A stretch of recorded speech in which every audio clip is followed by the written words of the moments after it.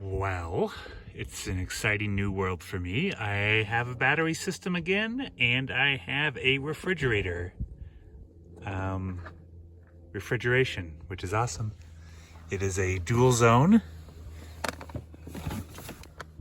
I could make part of it a freezer, but I haven't yet.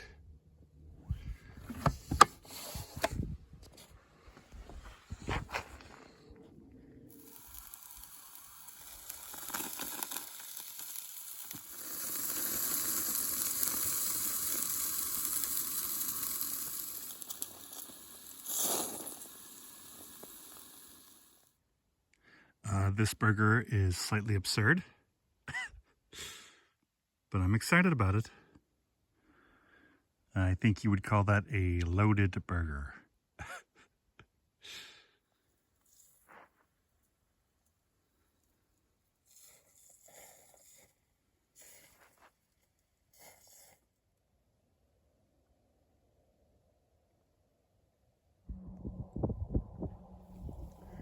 Cold beer again.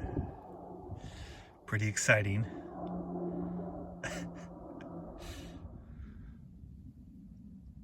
Some red curry, stir-fried vegetables with basil.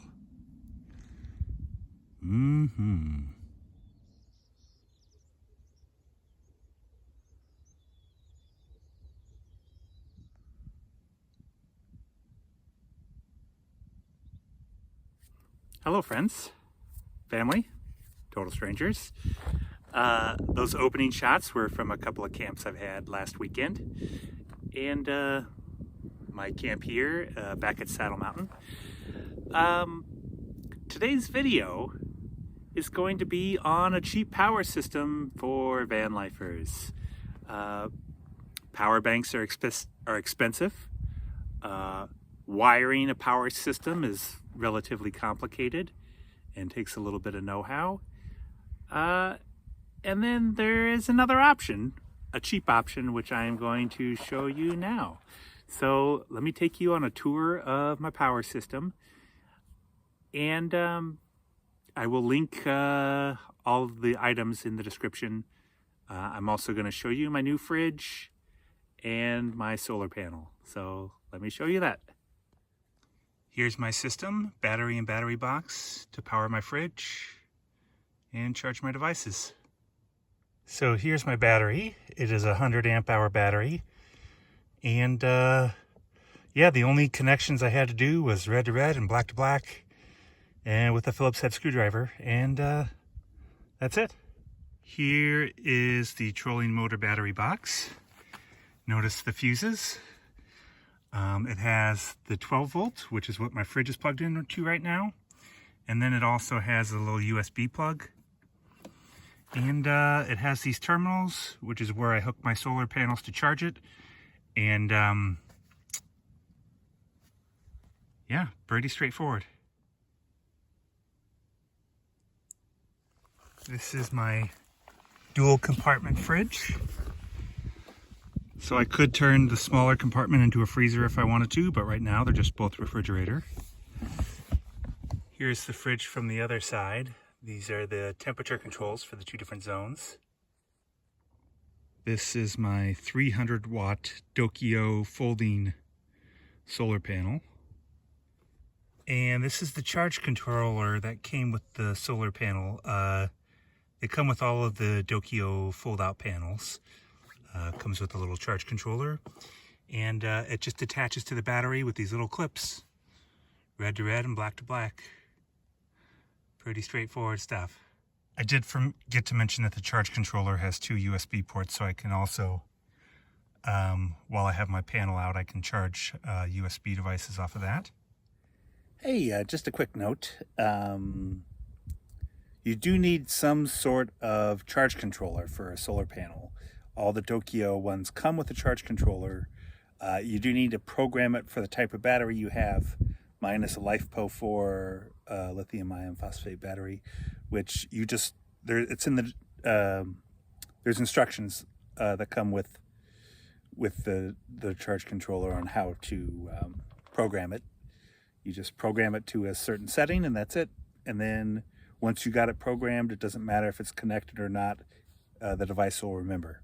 And then if you are using a panel that you already have, or you get a different panel that doesn't have a charge controller, you just need to buy a charge controller to go with it. You might as well get an MPPT. The one that comes with the Dokio is not, but I don't think it matters that much. It's fine. I mean, it comes with it. I might as well use it. And last but not least, I do have my two little Anker 10,000 milliamp hour batteries, which I use one for my lights and I use the other one for my phone to charge it. And yeah, I just recharge these on the battery.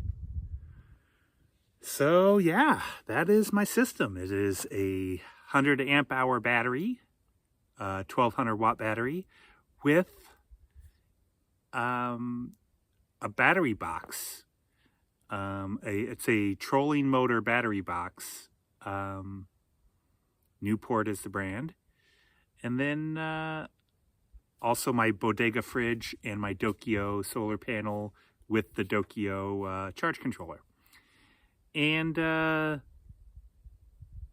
yeah, so I mean, no matter if you bought a power station or not, you would need a solar panel and of course, you know, something to be powered by it, the fridge. So this video is mostly just about the system, the power system. So it's the battery and the battery box, which is a really cheap hack for Vanlife power. Power stations, if you wanted a 1200 watt, so essentially that's a 1200 watt system. If you wanted a 1200 watt power bank, power station, they would be around $1,000. And mine was essentially $250. The battery was 180, the battery box was 65. So for $250, a quarter of the price, I've got power that I need. It doesn't have everything that a power station would have.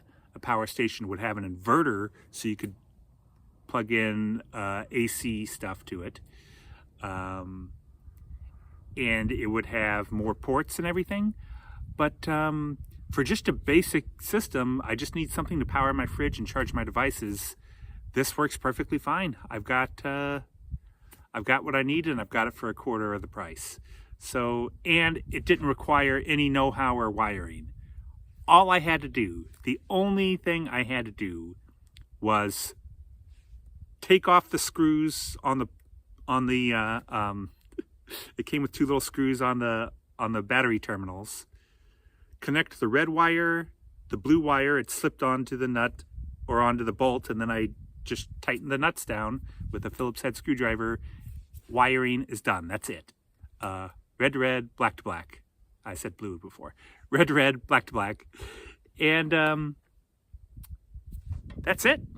I'm wired. And with that battery box, it has two fuses, one for the USB plug, and then a 60 amp one for the terminals and for the 12 volt plug, and that's it. Yeah, I've got power for $250. My solar panel, I think it was $240 with the coupon, and then I think my fridge was $280. It's a dual zone fridge, which is neat. So down the line, if I want to turn the smaller compartment into a freezer, I can. I don't really see the need for that right now, so both sides are refrigerator. And yeah, I just worked during the week in Phoenix, and I had no problem.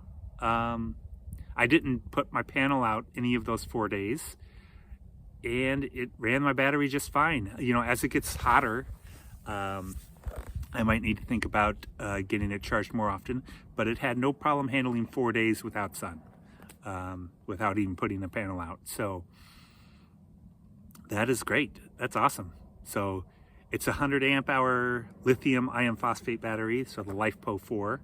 The great thing about those compared to what I had before, my 200 amp hour AGM, is those AGM batteries you couldn't really run below 50%, I can drain this thing all the way down to 0 and then charge it back up.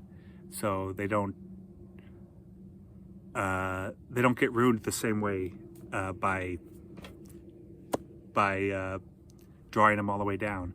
So that's awesome. It's pretty much like the length of power that my 200 amp hour battery had, my 100 amp hour LifePo battery has. So that's great, you know, and it doesn't have the output of that other battery, but I certainly don't need that right now. 100 amp hour is perfectly fine.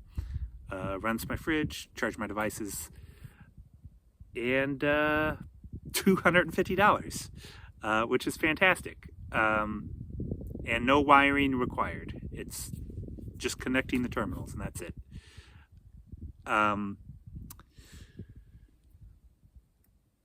I wish I had known about this sooner, because I would have had this battery weeks ago. So I've spent the last 2 months without refrigeration because I didn't have the money to buy a $1,000 power station. However, I did have the money probably as recently as, 5 weeks ago, that I could have done this system. But hey, it's all a learning process. I don't think a lot of people know about this option. And yeah, it's not perfect. There's no inverter, so I can't run AC power. But I don't need AC power for anything. I charge my phone and my battery banks, and I have a USB fan, which I can use the USB plug for. And then I have my fridge, which runs on a 12-volt plug. And I pretty much just leave that plugged in all the time. One thing I've learned from Vanlife, from those 12-volt plugs, is you don't want to constantly be plugging and unplugging them, because the plug will fail and so will the other end. Both ends of those things tend to fail if you're constantly plugging and unplugging. I've had multiple 12-volt plugs that died quick deaths. So yeah, I'm just going to leave my fridge plugged into that 12 volts. And then, yeah, there we go. No wiring, got a system. So I did while I was here, I did some cooking yesterday. I'm going to cut you to some cooking footage.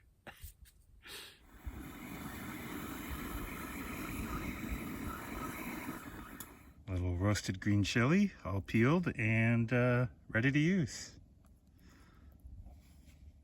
Well, yeah, now it's ready. Split open with the seeds removed. This is a chorizo and green chili torta. Oh, don't drop it. Some chorizo, mushrooms, green chili, and spinach and onion.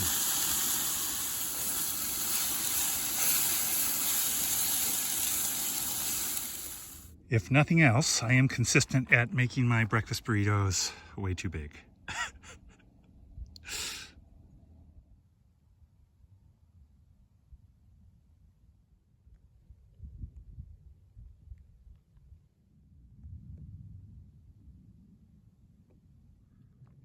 Spring is springing, and I love it.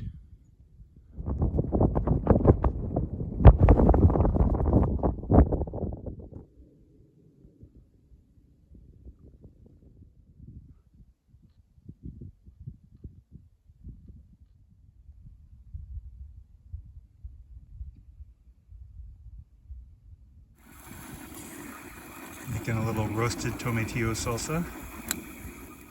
I kind of feel embarrassed now that I didn't buy a grill like 8 years ago. Just makes things, you can do so much fun stuff with a grill, so yum.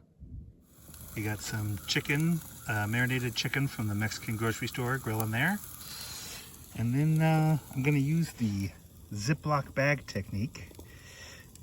It's oiled in there. I'm going to put this in there and smash it with a plate to make my tortillas. Flies. Beautiful. Well, this might be the most effort I've put in for one meal while living the van life here. Handmade tortillas with a roasted tomatillo salsa, some grilled chicken,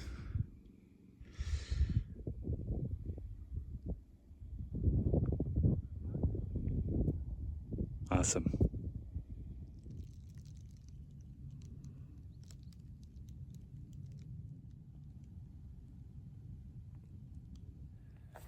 Those tacos were absolutely delicious. However, quite a lot of work. But hey, I mean, I got nothing but time out here. So, you know, if you're bored doing the van life, you're doing it wrong, because you just have endless time to pursue your hobbies. I love cooking and I love eating. And yeah, why not spend 4 hours making a meal? And all that roasted salsa I have left over, it will be used for other meals. So yeah, awesome. But yeah, I mean, that's pretty much my video. Just talking about the cheap and easy power system. Great alternative to a power bank if you don't need AC power. And if you do need AC power, I could easily wire up a an inverter. But yeah, I mean, I don't need that. So why wire? I don't have to wire anything. It is just plug and play, idiot proof power system. It's pretty awesome. So it's great having refrigeration again, cold beer, meats, raw meats. I cooked some raw meats, so yeah, it was awesome. So that's pretty much my video. So thanks for watching. Please like, subscribe, comment, and thanks a bunch.